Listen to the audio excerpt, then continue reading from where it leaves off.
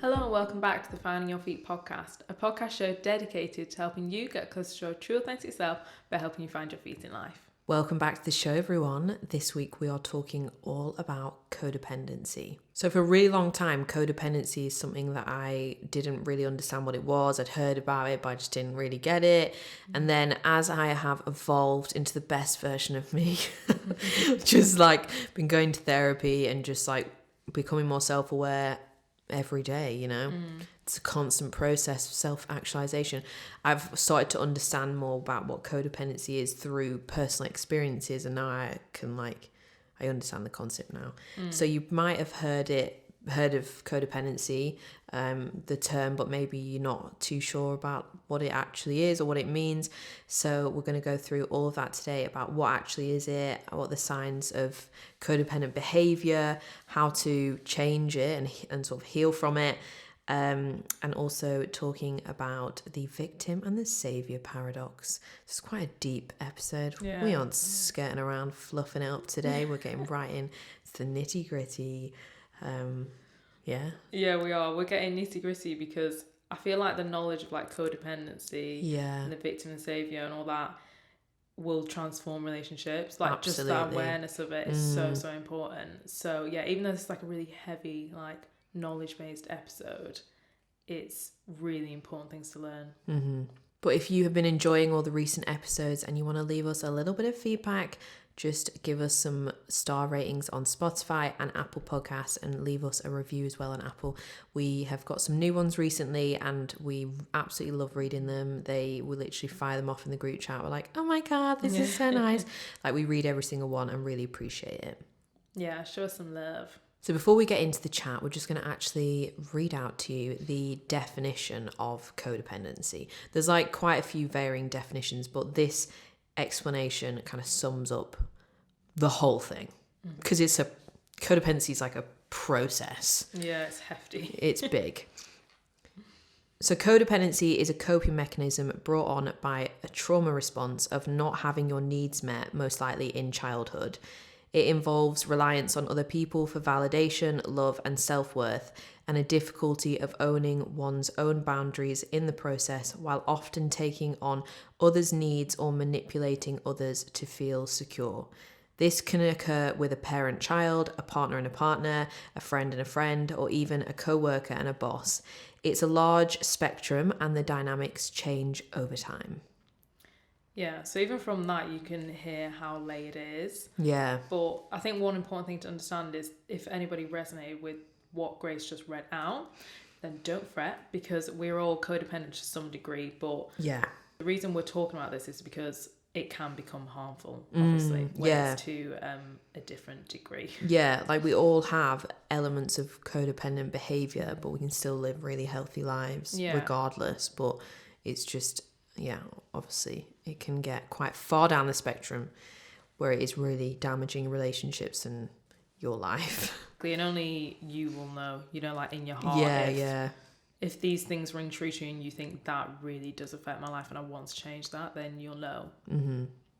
So these are some of the signs of codependent behavior because I think this is the best way for you to be able to think now and listen and be like, right, am I codependent? If you resonate with any of these. So relying on others for approval, feeling responsible for others' thoughts, feelings and emotions and reactions, struggling to define and maintain personal boundaries, fear of saying no, fear of abandonment, perfectionism, making excessive and non-reciprocated sacrifices on behalf of a relationship, feeling inadequate, low self-worth, people-pleasing, and sacrificing your personal needs for the perceived desires of others. So obviously that list is really quite long, and it is they are like quite broad behaviors. Like I'm sure that probably everyone listening can relate to doing at least one of those things at least once in their life if it's not a common like habit. But that's what we said, like everyone actually is slightly codependent. We're all just on a varying spectrum of it. Obviously, if you're literally feeling all those feelings like on quite an intense level for most of your life, then obviously you are someone who's got codependency to the point where you aren't living a healthy life. one of the list of behavior on that I've just read out about the feeling responsible for others' thoughts, feelings, emotions, and reactions was something that I recognized in myself that I do. But just jumping in and getting deep here, because like we said, this is not a fluffy conversation today. Yeah. But like for me, growing up, my parents got divorced. I know a lot of people listening probably have had a very similar experience. I think that most people's parents are divorced more than they are actually together these days. But the divorce for me happened around the age of 13. So that was like an age where you are still a child, so you're still kind of irrational in certain ways, but you're also not. You're also becoming more aware of the world. Like you're becoming a lot more aware of your surroundings and emotions and things that are going on. So for me, going through that as like teenage Grace, I obviously wanted to fix the situation, as anyone kind of would, you as a child would, in that you want your parents to be together or whatever, or for things to be fine, your family, household environment to not be hostile, you want it to be calm. So for me, because codependency is a coping mechanism developed from some sort of trauma. So for me, I started to feel very responsible for other people in my family's feelings and emotions, all this stuff. And obviously a lot of the emotions that were going on at that time were, painful emotions, sadness, anger, all that kind of stuff that you can imagine would go into the feeling of divorce, grief, all of this. So for me, I was, as a little Grace, she was just like trying to fix the emotions of, and also the perceived desires and emotions of other people, my parents and stuff, like feeling responsible for how they felt and trying to fix that, trying to make things better, as if it was on my shoulders or something. And then obviously as a kid, like you just have no kind of rationale that that's not your responsibility and you don't need to worry about that and you don't need to do that.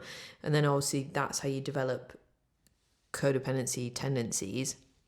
So for me, that's the one I resonate with quite a lot, which is that feeling of responsibility for other people's feelings and emotions, and how that manifests is then into my adult life. I feel that for everyone I have a relationship or friendship with, is that I have some sort of responsibility for how they feel, even if it's kind of not even anything really to do with me, but I need to somehow fix it. And like you can see how it is very much a child, it's a very much an inner child playing up and playing into behavior there. It's not really an adult self doing it. Like you can see it's been driven from like an inner child, and you can see the innocence and like why the naivety and the innocence in why you'd be driven to do that as a child.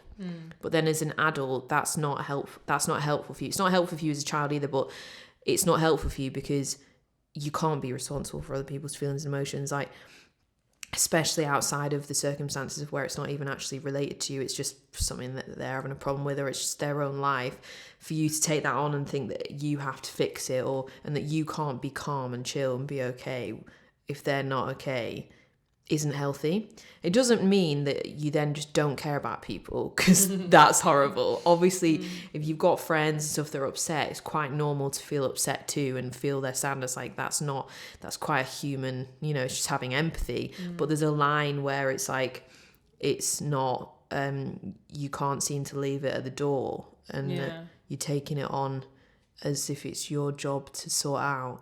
So for me, that's like where I noticed that I had codependent tendencies. And like I think that like obviously we're talking about this right now, but I think most people will, if they have it, will become aware of it through a bad experience in life. Because for me, like I think it was just like, just talking about things in therapy, really. It wasn't necessarily any one specific bad event that happened, but obviously when you are in therapy, you're talking about all your relationships, because they're a huge part of your life: friends, family, colleagues, everything. So I would just be talking about my mum, my family, my friends, you, do you know what I mean? Like just anyone, just talking about who's in my life as just as what it was on my head that day. That's why therapy is so beautiful, because you go in there, people are always scared about what they should talk about, but really you just go in there and you just kind of talk about what's on you, playing on your mind, and that person helps you piece together maybe how you can move forward with things. So for me, I would just go in there and brain dump on a therapist, and then they were pointing out to me like this like codependency thing. Whereas like, so I got awareness from it from you could say a bad experience, but that put me in therapy in the first place. But it was just like general talking. It's just puzzle piecing together stuff. Yeah, stuff you may not realise. No, I think that's really good, and thank you for sharing that story, because I really feel like little stories like that help you put it into perspective. Yeah. It's really hard to understand codependency unless you put it into an example or a context. It's just, definitely, especially because there are so many like different ways codependency can show up. But I think as well, like your story really rings true for the fact that codependency turns up when a child has to grow up too quickly, and you take that stress on themselves. And obviously, as a child, like you said, the natural thing to do is to try and help. And I really feel like breaking it down and understanding, like for maybe people that are listening, if they think they're codependent, understanding where it came from, like the way that you do. It's a trauma response. Yeah, but it like helps you have compassion it's a coping for mechanism. that little person. Because obviously you were taking on the pain of other people to cope, but then obviously in our adult lives that's not helpful because we have our own pain and we don't want to keep taking on everybody else's, because I read in this book it was saying that codependency is like self-harm in a way, and I know that sounds a bit like heavy, but because you're like taking on this pain that you don't need to. But obviously that's just something you can pick up in childhood, and when you're much younger as well, you're much more likely to take on these beliefs and these behaviours. So that's why with this awareness, we can unravel it. And one thing that's really important to mention as well is that codependency is so possible to heal. So I think it can be quite scary as well when you first learn it. You think, oh my God, am I going to be like this forever? But you can just take little steps, and that's what we'll go for at the end as well, on how to heal this. But like, I mean, you were the perfect example as well of like on that healing journey. Because I think it's like just being aware of it, like, so you know, if you resonate with some of the things I've said about what was on that list, like any of those items on that list, if you feel like you do them quite a lot to the point that it's actually debilitating your life in a way, then that awareness is everything, because you can't heal something you're not aware of. So I'm sure that I'll go forward into my life for the rest of my life still doing this, not on the same scale, but will still find myself at like thinking, oh, I'm like this person's whatever, my friend is having this problem, and feeling like I need to fix it, even though it's actually nothing to do with me. And actually, what the best thing that I need to do is just be a friend who listens and gives advice and supports, and that's it. Rather than like thinking that I need to save them. But I'm sure that I'll still do stuff like that all the time in my life, but it just means I've got the awareness of it now, so I can be like, notice within myself, like, okay, this isn't actually helping me, or probably this other person, so let's maybe stop doing that. Or even just like kind of just decide not to even go there in the first place, or because you know well that path leads to and what it actually is that you're doing, like, because again it's a coping mechanism and it's a trauma response. It's really unconscious and like deep, and I don't know, so you can just kind of you become aware of it to the point where before you do the behavior you can be like, oh, I see what I'm about to do. I'm not going to do that. I'm going to do having that awareness. Having that awareness is so important. So from like your childhood experience, what you developed was hypervigilance, right? So hypervigilance is a trauma response again. And basically its definition is that it's a state of increased alertness. So you're just basically in a state of hyper awareness of being alert to hidden dangers from other people or just anything in your environment, basically. So for me, growing up in a household where there was conflicts and they were getting divorced and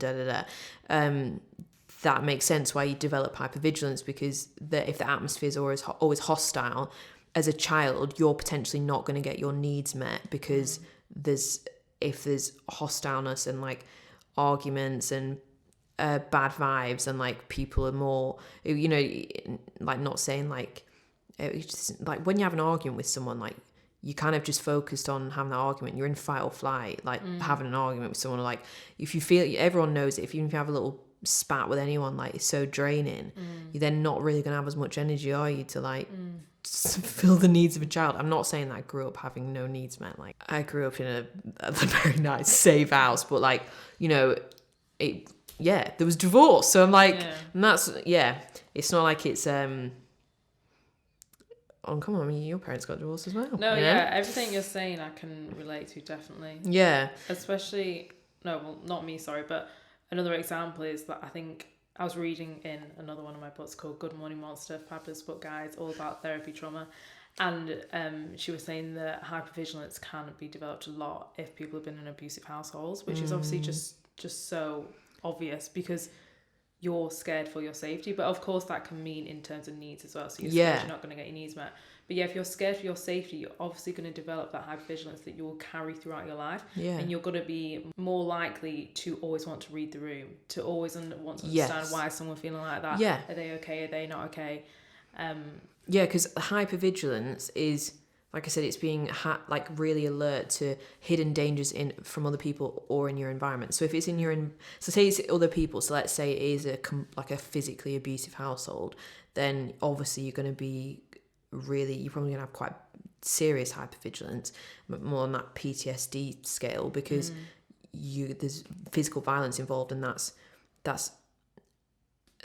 much probably deeper traumatizing and scarier than emotional violence and abuse. They're both really bad, but physical is different. Doesn't mean it's worse. Like emotional is really bad too. But so you'd understand why you'd be always on edge, growing up in a house like that. And then if there was but then let's say, if, like from my example, say your parents are arguing a lot because they're getting divorced, and there's all this drama going on, they're going to be pretty caught up in the drama of a divorce. So then you're not, like, in terms of that being a threat in your environment, like as a kid, you're potentially not going to get your needs met because that parent's emotions and focus is on other things instead of you. Doesn't mean you're completely abandoned and you don't get anything, but you've got to think, we're smart, like all humans are smart, all we're trying to do is survive. And when you're growing up, you're trying to form your beliefs about the world, about how you survive. That's what the subconscious mind is. So when you're growing up, you're literally soaking in everything and creating all your beliefs about the world so that you can live the longest that you can and survive and have your needs met and eat and survive. So if you're noticing that, oh well, I get a really, like, I don't get the emotional support from like a parent when they're distracted because they're having an argument or whatever, or I don't get, like, I don't know, a nice dinner or something like that, like, or whatever, or like, I don't know, like anything, or I don't get my school bag packed or something, or that kind of little attention that you need as a kid, because you're a fucking kid, like you can't do anything for yourself yet, so you need that attention. You're not an adult yet, so you'll start to notice, not consciously but subconsciously, that your needs are not going to be met. Maybe if your mum or your dad is in a bad mood or something like that, because they're stressed about the many things that adults deal with in life. So then obviously you develop hypervigilance, because you're going to be hypervigilant to, oh, what mood are they in, what are their emotions, because that's going to dictate whether I get my needs met or not. So because you're just trying to survive. But yeah, so that's what hypervigilance is. But we wanted to actually talk about it, because hypervigilance, I think, can get really easily mixed up with being an empath. So what an empath is like, and being an empath is like a psychic gift. So an empath, by definition, is someone who feels more empathy than the average person. So they tend to be really accurate in recognizing emotions just by looking at someone's face. So just looking at someone, like you could just walk past someone or be in a room with someone, and you can pick up on how they're feeling and their emotions, what they're actually going on before they actually open the mouth and tell you what's going on. And yeah, they tend to recognize emotions in other people earlier than the average person. So like you could go into a room with someone who's an empath, someone who's not, and there's a sad person in the room who's pretending that they're happy, and the empath will pick up that person is sad way quicker than the non-empath person, just the average normal person.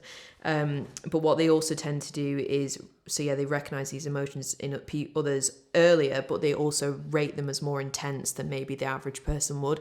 But that's because they're feeling them on that more intense level, because they tend to be really sensitive people. Empaths, very, very sensitive to their environment. So they'll probably spend a lot of time alone, be an introvert, recharge by being by themselves because they get so affected by other people's energies. Yeah, I think it's good to highlight that as well, because I do see a lot of like people hearing what an empath is and then maybe thinking, oh, am I an empath? But I think highlighting that you could be an empath or you could just be hypervigilant. It's actually a trauma response, really important. Yeah.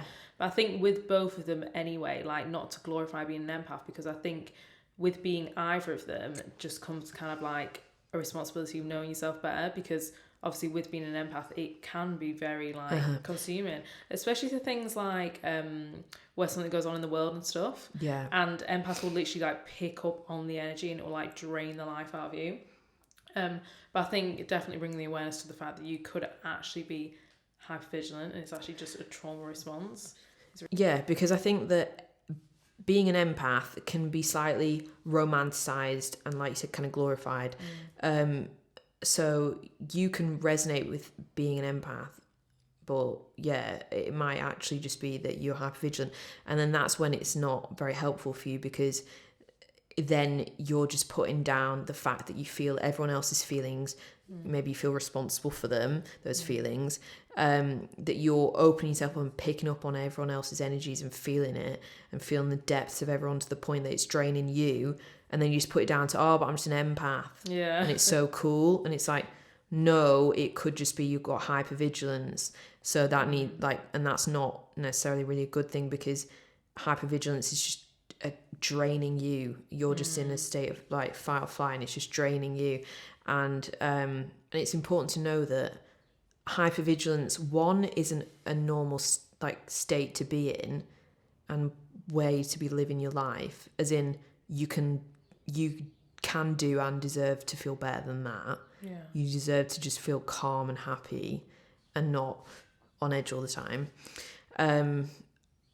So I think that you can be putting up with hypervigilance because you're putting it down to the romanticized spiritual idea of empaths, and that's really unhealthy.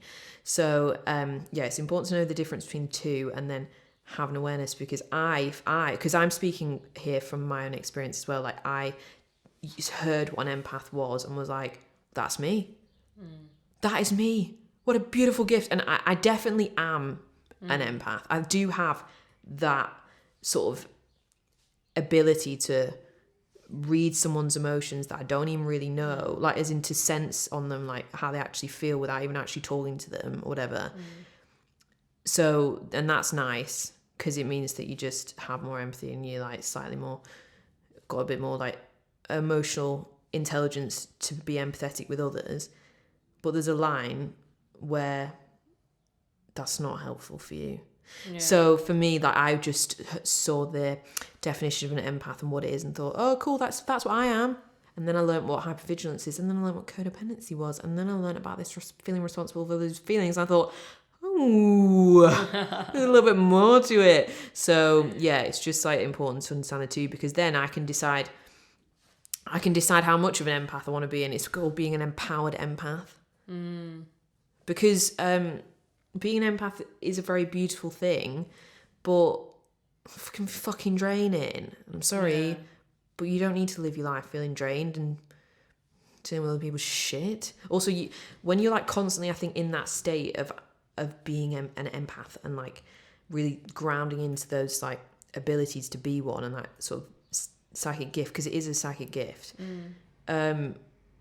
When you spend too much time in that and you don't have boundaries with it, you're not an empowered empath, then you can also attract in quite a lot of people, because they really feel that you have this deep empathy and depth to see their feelings and know what the truth is for them, and that really validates them and makes them feel a lot better. So there's beauty in it. That's nice that you can give that feeling to someone else, but you want to give that feeling of like validation and relief and support through that little gift you've got and that uniqueness about you to the right kind of person, to a healthy person. Because what can happen is you can really easily attract narcissists, you can really easily attract dark energy people, like who just are so unconsciously drawn into that deep empathy and light that you have. You literally feed them, and you're feeding them from like a place of nothing but like love, but it's at the detriment of yourself. So you're not being an empowered empath. So you need to learn about that too. Yeah, because I think being an empath or empath tendencies are something you can develop through like training and stuff. But that's why it's important, exactly like you said, to know how to protect yourself and have boundaries. Because if you're learning how to read people's energy and you also don't know how to protect your own energy, then you're just going to end up soaking up everyone's energy. Because you're not going to be of use to anyone. Yeah. Like since I started doing my training only in December, I can like read people's energies much better. Not like fully, but much better. But I am learning alongside that how to have very, very clear boundaries, which I think is so important. So that's a tip for anyone that's thinking, I'd love to be an empath.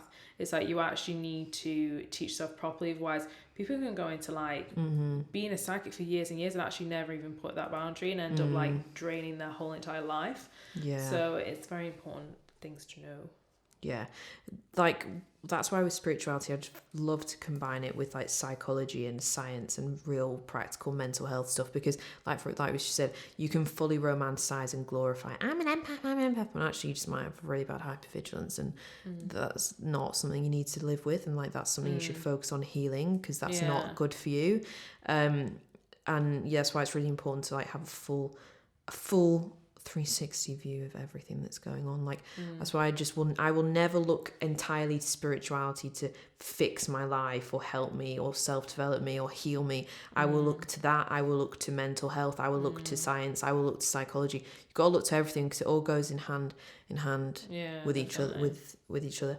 But we just want to talk as well about the fear of changing your codependent tendencies, especially the ones where you are codependent in the sense that you've created this caretaking dynamic. Because like we said with the list we read out before about codependency, it can also fall into things like feeling scared to say no, feeling inadequate, low self-worth, people pleasing, all that kind of stuff. For like when you've created codependency around that caretaking dynamic, which is kind of what I did, where you're feeling responsible for other people's feelings, so you kind of really create a dynamic with people where they really feel that they can come to you, but then you're holding it all at the detriment of yourself. That's the kind of caretaking dynamic we're talking about, like abandoning your boundaries, and like, you know, your personal needs, personal boundaries, where your lines are with things, because you are just through perceived desires of the other person. What I'm talking about here is the fear of changing the caretaking codependent dynamic that you have potentially created.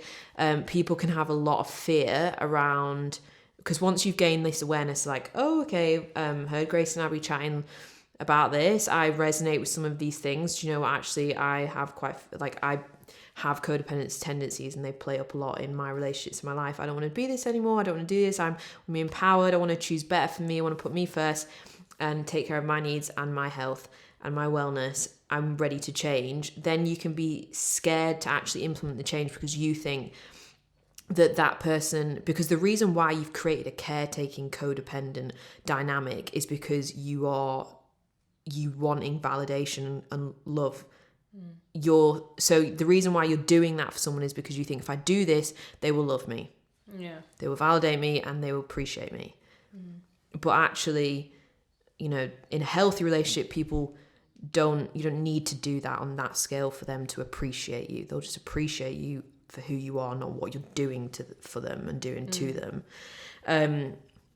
And again, obviously there's scales, there's lines with it, there's spectrums, because obviously, like, you know, I probably do things for you, the little things that you think, oh, that's nice. Like you do things for me, like you sometimes write me cards. That's really cute. That's not a codependent thing, but I think that's something I really appreciate about something that Abby does.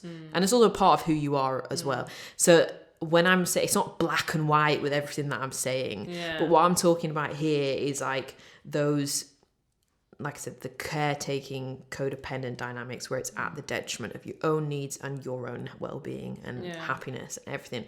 So you can be scared to actually make those changes because you think that relationship's going to end and fall apart, friendship, anything, if you stop showing up in that way. Even if you don't want to show up in that way anymore.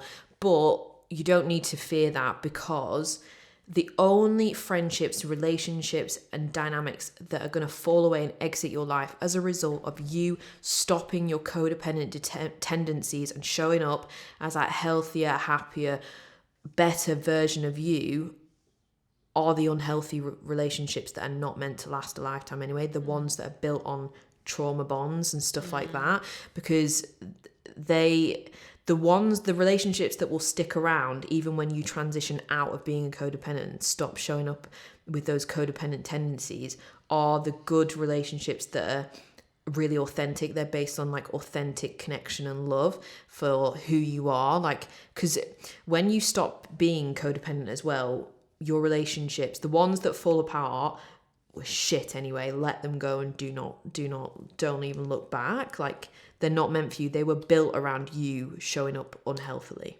And you don't need to do that anymore because you deserve better than that. So the relationships that will stay in your life are the ones that were not built on the foundation of what that person could get out of your codependency, caretaking tendencies. They were built on real connection, real love, real support, and authenticity. Like that person actually sees you for who you are and like the beauty and everything that you bring to the world, not just, oh, this person holds my emotions and like lets me dump all my shit on them and like just helps me with it. Yeah. And I think as well with that, with relationships falling away in that dynamic, they may not even realize that. Oh no, it's so subconscious. Yeah. It's so subconscious. It is not at all calculated or anything. They will fall away in the most natural way because the dynamics change on that subconscious level. Yeah. They will not think, oh, this person isn't taking care of all my needs and emotions anymore and like doing all this stuff for me at the sake of themselves. I'm not going to hang out with them anymore. It's just because that dynamic, if you stop showing up, feeding that, like enabling that person to do that, then obviously it's not going to work anymore. But yeah, it's unconscious, and it's because the reason you form these relationships, again, it's on an unconscious level for you because you were doing all this codependent stuff on an unconscious level. Now you brought it to the conscious awareness and now you want to change it, so you're going to change it. But this other person, the reason they've been attracted to you is, again, like that trauma bond thing. It's because you were feeding part of their wound as well. So I'm not saying everyone that you have a relationship with where you show up in that codependent caretaking manner and then that relationship falls apart because you heal and you change and you're healthier and you stop doing those things, that it falls apart, that then that person was shit. It's not, because they're like, it's in their unconscious as well. Like they aren't aware of what's going on. It just makes so much sense why people do feel like petrified, even unconsciously, again, to change, because they think they're not going to get that love. But I think that just reminded that the only relationships you want in your life are the ones that are built on true love and values. So like embarking on healing your codependency and letting those relationships fall away will be the best thing you ever did. Because think about all those times where your energy has felt drained, where you've like felt almost helpless that you can't help a situation, or that you want to know how someone's feeling and you just can't seem to feel at peace with yourself and you can't understand why. And it's because you're giving away your energy to everybody else. So when you're in that stage where you think this feels really scary to say no, you know, like people pleasing. Or you say to people, "Oh, stop people pleasing." It's not that easy because they literally think that their whole like value and everything, their worth is based on saying yes. But I think just remember that, like in that moment, you're giving that energy back to yourself, and like that is like one of the most healing things you can do. Yeah, you've got to become like your own parent, your own best friend, and like your own like number one cheerleader and like support. So you got to give to you first, but also like the good healthy relationships that even if you change and start showing up as a non-codependent version of you, that will still stay strong and still be there, you're going to be so much better. Like, say for example, like you're sat there and your friend is having a problem and they're telling you all about their problem. They want to have their emotions validated, they want to be heard, they want some advice, and they want some support. That's what happens when a friend comes to you when they've got something wrong. That's not codependency. That's just a normal part of a friendship. But how you'll experience that is you can sit there and you can give that person advice and support and emotionally support them and make them feel better and be that good friend that you want to be. But then you can leave it there, and you're not then going home and carrying it in yourself and then feeling like it's your responsibility to fix all that stuff. Because as well, that person, the healthy relationships that still stay, these are the ones I'm talking about, that person doesn't want you to go away and think it's your responsibility or you to fix it. That's too much pressure on them. They just want to come and talk to their friend about something that's on their mind and get a bit of like another point of view on it, or just some sort of little help, like, but they don't want you to change that. Like, they don't want you to fix it for them, because they're going to fix it themselves. They just want a sounding board and just a little bit of support. But when you're on that codependency, caretaking tendencies in yourself, you don't see it as that. So you don't show, actually, when you heal that within yourself and you can show up not doing that, like that, you're going to be a better friend. Yeah, because you can actually potentially harm the other person. Yeah, you can. Because obviously people need to live through their own experiences. Yeah, they do. They go through. Yeah, and if you're in that codependency mindset and you're giving too much, or putting too much pressure on them, you can literally stunt their growth, and it's harmful to yourself, and it's also harmful to the other person. Yeah. So definitely keep that in mind too. Yeah, everyone's on their own journeys. Like, your friends will come and sit and talk to you about what's wrong with their life, whatever, and all this stuff, but like, they're just on their own path at the end of the day. So like, they're gonna figure things out, and you're just their mate. It's all right. You got your, like, you just figure out your own shit. It doesn't mean you abandon your friends or anything like that, but as a codependent, that's what you kind of think. Yeah. Like they say as well, like a lot of the people that work in healthcare actually have wounding to do with codependency, hence why they're in those kind of jobs. But again, those kind of jobs are they're not killing them. It's not the detriment of their well-being and their health. I mean, they might actually work in the NHS and it's pretty mental, but like they enjoy doing it. It's not toxic. Do you know what I mean? Like it's a fulfilling career. So that's what I mean. Where we all have these codependency sort of things, but it's on a spectrum. So like, that's just, all these people that work in care that have that sort of that feeling of like responsibility for other people's feelings, whatever, but it's on a spectrum where it's like, that's why they've been attracted to do that kind of job, and that's fine. There's nothing wrong with that. Like, so it's about just knowing where you fall on that spectrum. But I think we should actually just talk about like because with codependency as well, where if you've grown up where you've developed that trauma response to develop codependency, you can actually, because you've not had your needs met in childhood, you can actually swing the complete other way, which is hyper-dependence, which basically just means you're super, super independent to the point that you won't let anyone do anything for you. You think you need to do it all by yourself. You take everything on and just deal with it by yourself. You don't open up to anyone else. And from that, I think that gets quite celebrated in society. Yeah. Do you know what I mean? Like, that you've got like a hard shell or whatever. Yeah, but like, so obviously I think being codependent, I think, is way more potentially damaging for you and for others around you than being hyper-dependent.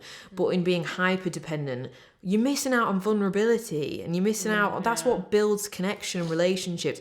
That's how you deepen friendships, is by being vulnerable and being real and being a fucking human, and stop pretending to be a perfect robot that's got no problems or feelings. Like, that's not what, do you know what I mean? Yeah, and like those suppressed emotions that you will suppress if you make yourself feel like a robot will be stored in your body for years. Like, it's not something that just passes you by. Like, having that hard shell and not being able to feel your emotions, not putting any shame on it, but that's what will build shame and build these emotions in your body that you will eventually need to release in some way. Yeah, I mean, they've got to go somewhere.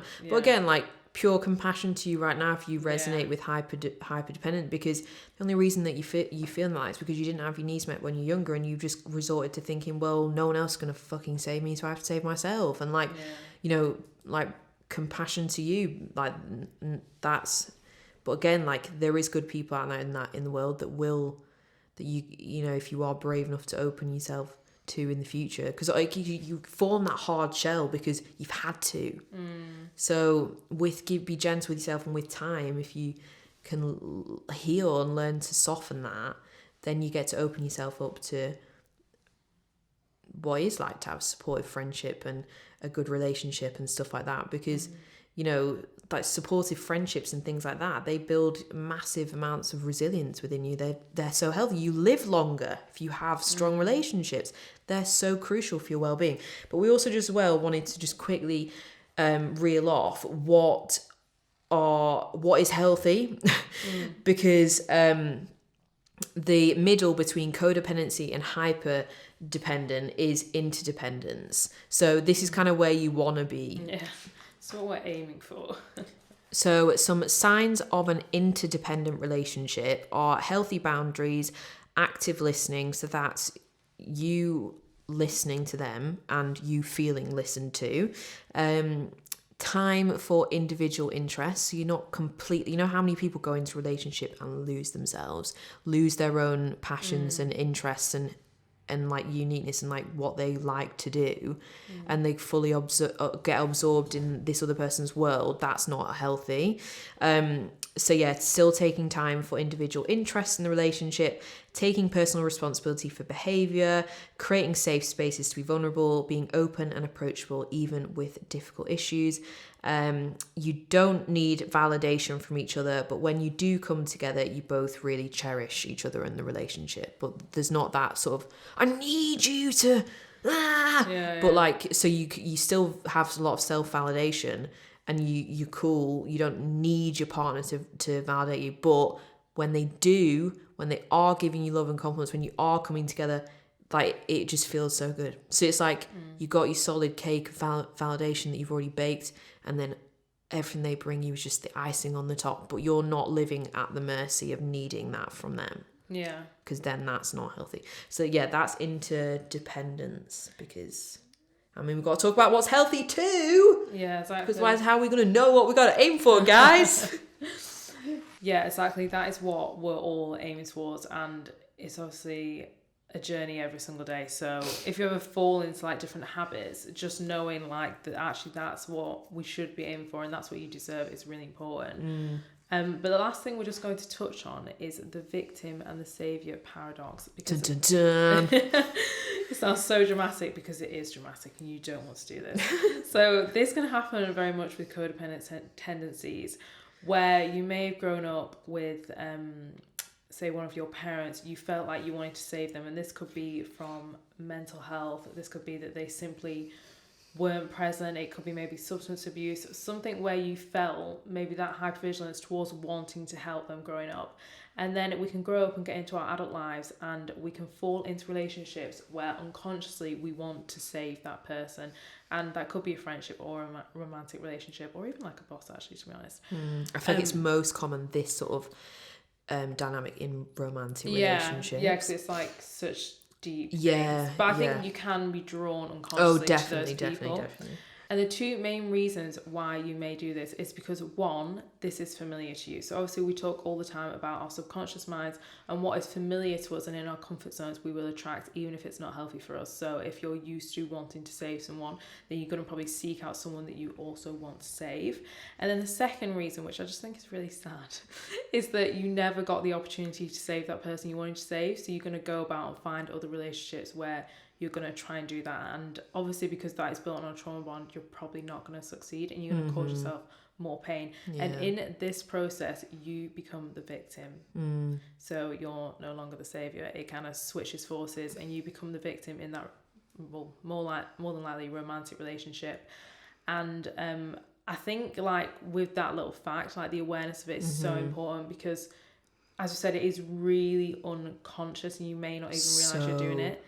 Yeah, so unconscious. It's like subliminal messages as well. I don't so always say subliminal, but it literally is. Yeah, like, it's and like that person that wants saving, the victim, can fully feel your desire to be a saviour. Yeah, without you aren't saying, "Oh, by the way, like, my parent was really financially like unstable when I was growing up. They never had enough money, and they were always so stressed, and I really want to like save them by bringing massive wealth to them when I'm older or whatever. Like you wouldn't even have to literally say that to the person that's playing it, because you then might end up dating and attracting a guy who has finance problems and looks to you to save him, and neither of you have ever had a conversation about the fact that this is actually really similar to what you felt with your parents or anything, but they're just, it's that subliminals, it's unconscious, it's energy, they just sense it.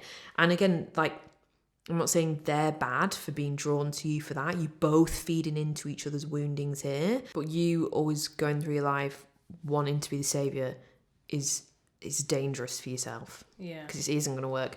But again, I think this is one of the things that you don't really gain awareness on until you go through an experience as an adult where you've tried to be the saviour and it hasn't fucking worked, and you've ended up as the victim of the person that was playing into the victim thing.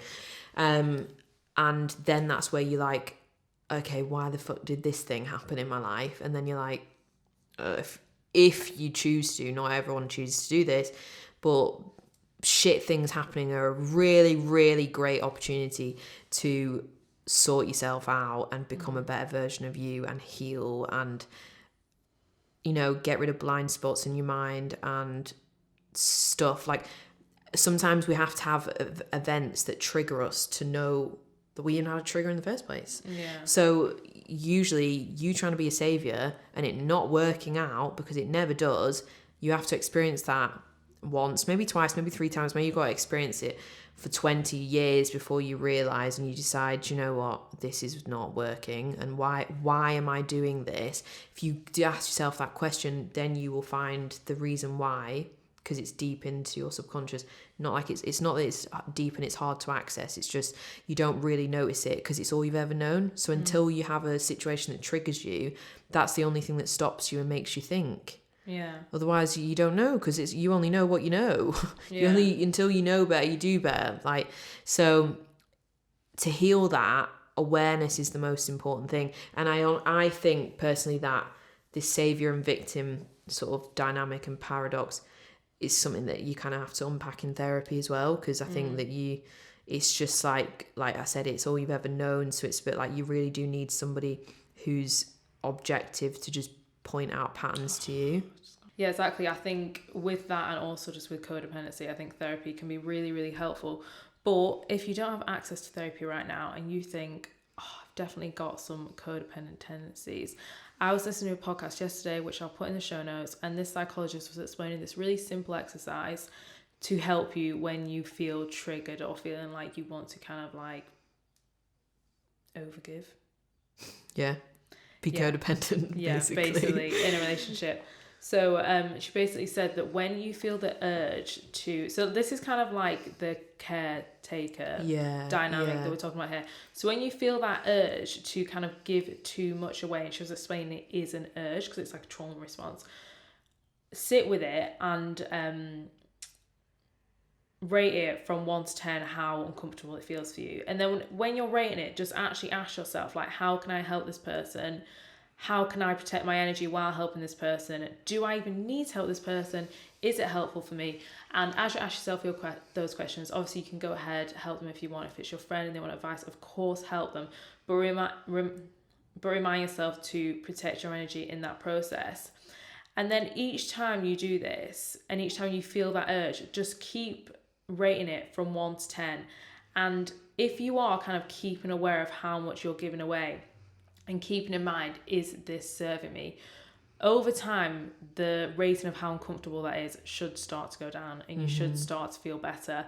And that's just like a really simple exercise to just check in with yourself, because I think like codependency is really impulsive. Like you just go for it. Yeah. So I think to check in with yourself really, really quickly, say, is this going to serve me? What can I give to help them? Of course, because you want to help people, but to also help yourself and not take on pain that you don't need to take on. So just keep rating it from 1 to 10, and hopefully it should start going down, and through that you'll just become much more aware of your behaviour anyway. Yeah, because I think when you do that first one, it's like ripping off a plaster. You'll be a bit scared, but when you do that first thing where you're like, you don't act on the urge and you don't compromise yourself or your own needs for the sake of the other person, especially for the perceived desire of that other person we were talking about, So it's not even that they've said, I want you to do this. You just think that they want you to do that. So you're compromising yourself to do this. Yeah, exactly. So the first time you don't do that will be the hardest time. But then once you do it and then you see that, oh, okay, that wasn't so bad. And actually they didn't hate me for it. So I can do it again. Yeah. Do you know what I mean? So it's about building up that confidence to not have that fear about changing that caretaking codependent dynamic. Obviously, someone who does protest against you not doing that codependency urge that you maybe have, is what I'm saying is the trauma bonds, the toxic relationships, the ones that are not here to withstand the test of time. The healthy ones will not respond like that. They won't even respond at all. Just be nothing, because they're not.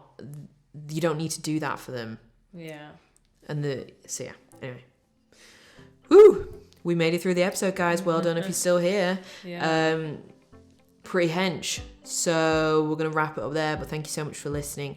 Hope it was helpful.